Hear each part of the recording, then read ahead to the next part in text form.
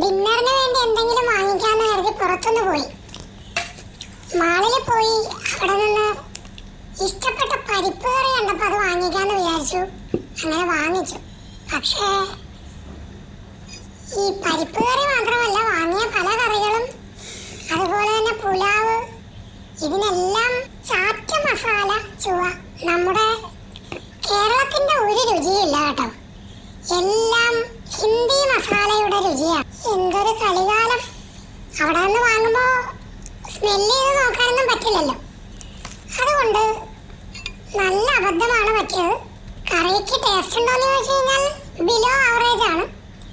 പക്ഷേ ഇതിലുള്ള ഹിന്ദി മസാലയുടെ മണവും കുത്തലും ഒന്നും നമുക്ക് പറ്റില്ല. വന്ന് കേരളീയർ മുഴുവൻ ഹിന്ദി മസാലക്കറി തിന്നുന്നവരായി മാറിയിരിക്കുന്നു. കഷ്ടം തന്നെ.